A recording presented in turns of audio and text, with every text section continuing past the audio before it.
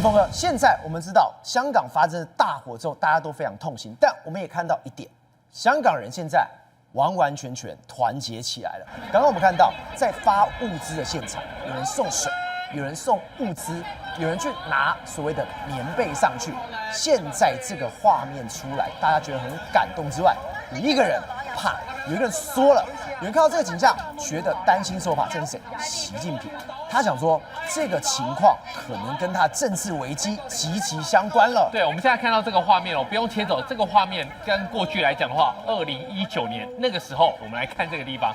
2019年反送中的时候呢，不是有很多的民众聚集在一起吗？对。然后呢，大家都自发性的把物资拿出来，把一些水拿出来，把一些需要的东西给拿出来。在那个时候呢，其实面对这种状况的时候，香港人他是怎么样？他是团结的。对。虽然很多人平常就说啊，你们香港人就是做金融的啊，就是比较短视近利啊。可是平常要拼赚钱，那没问题。如果有压力的时候，大家是会团聚在一起的。所以在反送中的时候，你看这个发物资，然后你再看2025年这一次鸿福苑大楼的时候呢，其实你说香港人失利，还是很多人就直接把家里的东西，或者是他们有些小电商、小店铺的东西，就直接拿出来发送啊。他有要跟你赚钱吗？他没有跟你赚钱。他要跟你收费吗？他没有跟你要收费。大家聚在一起的时候，哇，那这个时候其实就是老公最害怕的时候了。连衣服、连什么书籍、连卫生纸，你想要什么东西，这个地方通通都有的。因为这一次来讲，真的是太严重了。大家注意一件事情，2019年的时候，那个时候因为面对这个老共的一个镇压，当时候有人在天桥上写下来，要几条人命才会觉醒。那这句话对比这一次来讲的话，那就有香港的网友讲说，那么这一次已经121条人命了，而后续不知道还会不会增加这个数字？难道真的是要香港又要团结在一起了吗？过去来讲，你很难想象说，哇，他们的时间就是金钱啊，哪有空来这个地方，从白天到晚上，然后除了把这些物资拿出来之外的话，他们还有一些专业的人员，就直接提供医疗服务，因为太多人受伤了，你那个时候医院你也没办法送进去，所以呢，已经有人提供一个简单的医疗服务，还有日常用品。还有一些物资全部都放到这地方，然后呢，看到的就是香港人有爱，排队捐血。这个在过去来讲是比较少见的，为什么呢？因为他们都太 busy 了，所以呢，你看到他们一个一个排队，因为他们要献血，要捐血，很多的民众现在受伤还是需要这些血。对，好，除了这个以外的话，你可以看到一个事情哦，他们真的是把 AI 用到了一个极致哦。大火的隔天，网络上面已经有很多类似我们台湾那个时候不是有马泰安的夜生活的问题，有一个产值英雄马上把这个东西给做出来了吗？他也弄了一个小型的 app， 什么意思？要水的现在够了，太多就不好。然后呢，要食物的在哪个地方还需要？最厉害的是这个是什么？这个其实很像是我们台湾的实价登录的网站。实价登录网站，玉凤，你说的这个就是这个，对不对？完完全全的是，他马上在哪里，在什么时间点都写得清清楚楚的。在台湾实价登录现在已经进步到什么样的一个程度？就是你在哪个地方，第几楼，9楼、10楼、11楼，然后呢，你是 R1、R2， 你在哪个地方，随便你点进去之后呢，在台湾是可以看到实价登录。对，而这个是点进去之后呢，你看什么叫做已离世？代表说有没有人伤亡？有的。然后呢，他伤亡的情况是已经离世了。对。然后呢，其他绿色的就是 OK 了，你可以去看出来平安，他写平安。对。然后呢，你可以去找为什么这一次来讲大家会需要这个 app？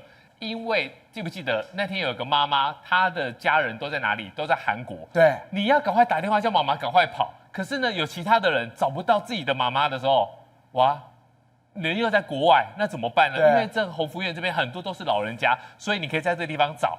然后呢，你可以找到说，你看这个地方6旬的蔡女士与丈夫同住，她目前是失联的状态。所以你的家人不管在世界的各地，都可以透过这个 app 来找到。而这个 app 你知道吗？他们是怎么做出来的？它不是港府把他的资讯人才集结起来做这个东西，就是他们的义工啊，义务写程式的这个人，他是一个电脑工程师，30岁而已。你知道他只花了多少时间写吗？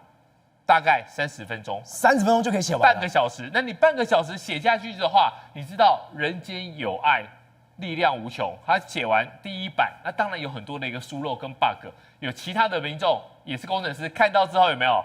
马上就把它补强啦，补强之后会是出现什么状况？你后面就会越来越丰富，后面的这个讯息量就越来越大。对，所以你可以看到程式启用不久，大家都知道，哇，这个太好用了，马上全部找来用。而这个东西是哇，这差很多哎，短短时间之内都到了这个高峰哎，所以这个是港府他现在没有办法做到的事情，而香港人他们自己自立自强，自己想办法搞定这些东西。果真，现在对于香港人来说，这个怒真的是比我们想象中还要来得大。为什么？原本以为回归后应该是欣欣向荣，没有想到你说回归之后变成是中国在欺压这些香港人。简单讲一句话，香港现在完全被怎么样？被中国腾笼换鸟。现在香港完全不是我们的香港了。为什么香港人会对这个案子那么有感？是因为它是1980年代香港跟我们台湾一样进入无壳官僚时代，推出了居者有其屋的政策，整个香港大概盖了15%哦，现在占香港只要有院的或村的，或者是类似这样园的，都是那个时代盖的。那个时候盖的其实很便宜，大概只有台币64万，但是房子非常少，只有14坪，所以还2房14坪，其实非常的小，但是非常的便宜，所以变成是相对住的比较远，但是房子又小，这就是香港人。结果过了40年之后，香港人还是买不起好的房子，所以大量的香港人还是住在这往北边，然后房子又小之后又碰到什么？这些房子都40年了，都要改建，所以这一次其实大家还要出钱去维修。所以为什么香港人看了之后会有感？我们香港人越住越远，房子被中国炒到买不起，你还发生这个失火，所以会引起的是什么？我现在连房子我都没了。习近平治理香港的治理问题，还有仇恨，还有对立的问题，都会被掀起。那我不是说嘛，大量占了15%，所谓的院居者有其屋，那时候盖的，那这些房子陆陆续续进入什么？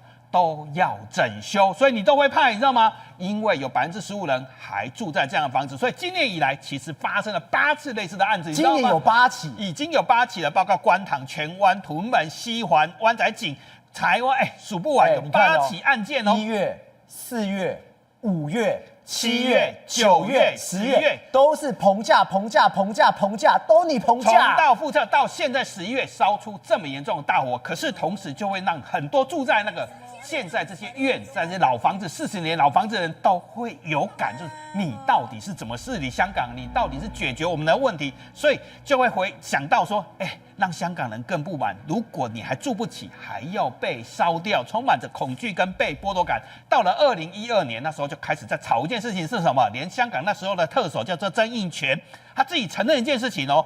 我们的中产已经发现我们自己买不到楼了，因为楼价太贵了。所以为什么这么多香港人会激起反中或香港人的仇恨跟被剥夺感？就是因为2012年他就发现了，而且如果住房政策再不推的话，香港人只能住农屋跟党房，就是那又小又挤的房子。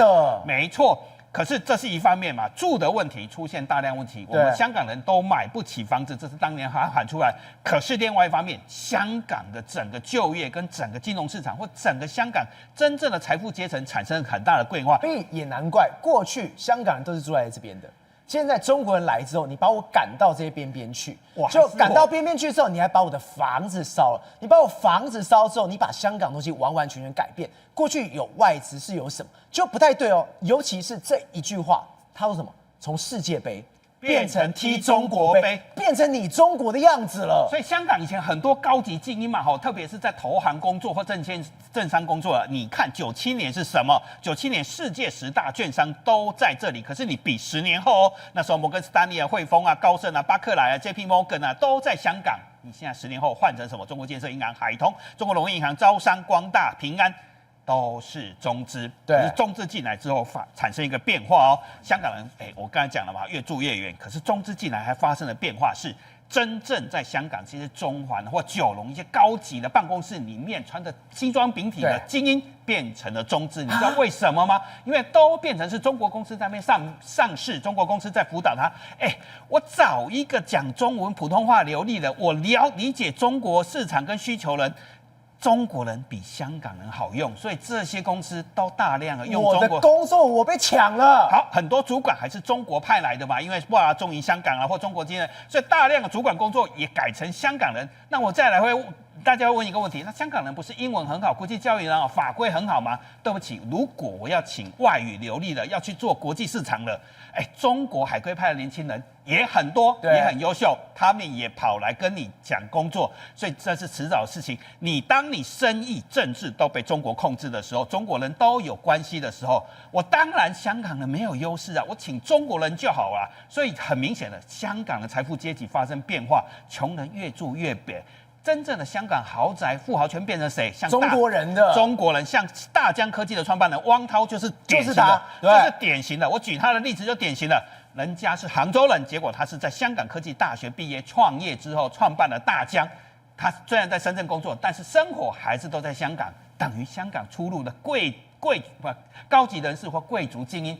其实都变成所谓的中国籍，所以那个仇恨，这次这火会烧出什么问题来？烧出一个大问题是，香港人会不会惊觉自己完全被不管是你讲的腾笼换鸟，甚至叫做大清洗，你知道吗？现在端出一个计划，大清洗，真的是有可能正在发生哦。香港，我们刚刚讲的那个鸿鹄宴不是已经42年了吗？必须要解决住个问题啊，还有很多好的工作都被中国人抢走了嘛。所以现在习近平在反送中之后，他想到一件事情，他的团队想什么问题？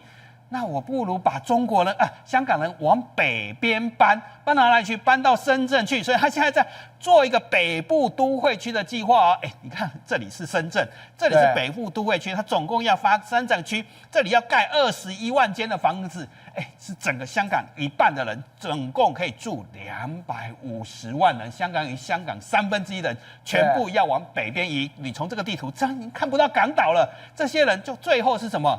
融入深圳。看到这个计划，他们现在感受更火。现在23年开始推动，未来他们要干什么事情？把这些人移到北边之后，因为你中环或高级工作没有香港人的份嘛，所以他们接下来要什么？做科学跟先进制造。简单的讲，就是我们以前看到香港，他讲广东话来，香港人做的是高级白领，穿着白领衣服。现在对不起，你们现在要变制造业的工人，高级白领变蓝领工人。所以整个香港会因为这把大火，可能会再激起仇恨跟对立跟反送中的大火。廷伟，我们从来没有想到一件事情，当这种重大5级火警回归后最大的火警发生之后，你李家超第一时间没有去，你到隔天下午你才去，去了之后你又只待20分钟，你又走人了。你相关的配套、相关的惩处，你有没有跟大家讲？没有。结果他直接讲什么？没有啦，我还是觉得这个中国中央棒棒，而且立法会选举照样办。我心想，你危机处理也太差了吧？这个李家超到底是干什么吃的不是，你不能用民主国家的角度去看香港。我错了吗？等等，你错了为什么？他怎么选出来的？他不是人民一票一票选出来的，他不是呢。他是香港立法会，还有跟中央指定的那些所谓的相关的团体，共同选出来了。也就是说，他如果没有北京的支持的话，他当不了香港特首的。那你就可以了解到，他有这么听话，所以他不需要选民的香港民众的支持的选票啊。那为什么要听中央的话呢？因为中央支持他，他就可以再连任2027年的特首啊。所以你知道李家超啊，你知道他最加的这个例子是什么东西哦？就是因为他是警察出身，他以前的中学老师曾经有针对他讲了一个评语，他说这位学生非常听话，而且呢都会准时交齐作业。这代表什么意思？中央交办的他一定做得到，但是不是中央交办的他就不见得要去做，因为做的都是多余的。所以今天来讲，他到场20分钟而已啊，这20分钟也算不错了。他有到现场去已经算不错了，你还要苛责他再多2小时吗？还是几小时？当然不可能的事情，因为那里不是他的选票啊。所以他的选票是来自中央跟来自立法会。那立法会现在来讲，从反送中事件之后，现在所有要选立法会的所有的候选人，他们基本上都已经是建制派的人啊。那你再怎么选，都是他们自己的人啊，也就不会有所谓的民主派啊。所以民主派已经被消灭掉。所以对中共来讲的话，香港留岛不留人啊，什么意思呢？要清洗掉啊。所以你知道今天李家超他做什么事情？他说每户要派1万元的这样的一个应急给每一个受灾户，但问题是什么？有很多网友就骂翻了啊！为什么？香港人已经怒了啊，他们说，你在12月7号准备要选立法会的所有的这个选举经费，竟然投入了多少？准备要投入12.8亿港元。那现在在光是文宣费的部分就已经1.77亿元了。然后你给那个灾民来讲的话，一户才1万元，那你这些钱这真的太夸张，1万元已经很扯。结果他在最后他还说什么？他说：“哦，我要谢谢谁？我要谢谢中国国家主席习近平。”他最后还补上这件事情，是啊，他真的像你说的，太听话了吧？所有的事情他都不会去看香港民众需要是什么，所有民众他是看习近平在意什么。所以习近平现在在意的是什么东西？你知道现在香港立法会为什么？你看啊，这些人都在香港的街道上看到那么多的文宣，对，很奇怪，到处贴这种文宣，而且文宣费来讲的话，总共比以往的这个立法会选举来讲的话，涨了将近77%左右的这样的预算了。那这些宣传费你看到贴到哪里去？贴到这个各个码头啊，或者是各个这个公共场所啊，甚至连厕所，你看男生厕所那边，在进去之前还给你贴一张。来，我们一个一个看，你看到这是天星码头5支旗杆哦。来，我们往前推，我们看都是它的海报。是啊，好，这是第一个哦。来，我们再看街头贴满了选举的海报。香港现在变成这么涂鸦墙，是不是？好，另外我觉得最扯是在这里，你看到这是湾仔轩尼诗道的官立小学外墙，他说什么？不准贴标签。来，你看到这个没有？不准贴标签，就现在你还是照样把你的海报贴上去。对，我的妈！贴这些海报在公车上，在任何公共场所，在公厕当中都给你贴这些东西，而且不是只有贴一张而已。那为什么要这么做呢？因为他们很害怕投票率非常低。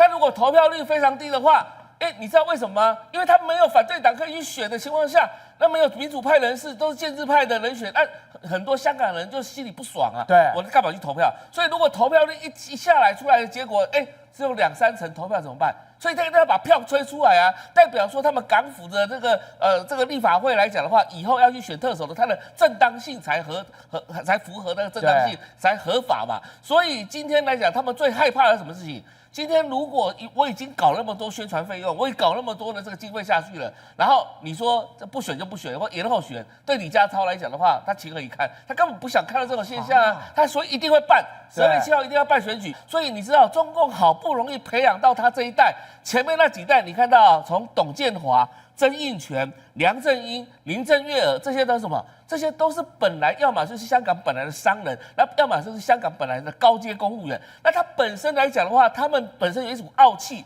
以前英国他们都是被封为是爵士之类的这种东西，所以接下来的话，一个完全没有用脑袋，而且只会听话的一个李家超，他现在在这个位置上，刚好就符合中国所要的嘛。你不用想太多，你只要照着中央的话来做就好。所以他的权力来源来自于中央立体他，所以他在面对灾民的这些诉求，还有灾民的他们的反弹来讲的话，根本不会看在眼里，因为对2027来讲的话，这些反弹根本对他没有帮不住。真正来自他的权力来源的话，就来自习近平，来自北京的支持。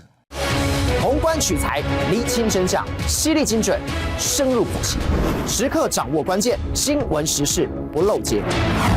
老时段，新气象，我是钟浩和，关键时刻2.0，全新出击。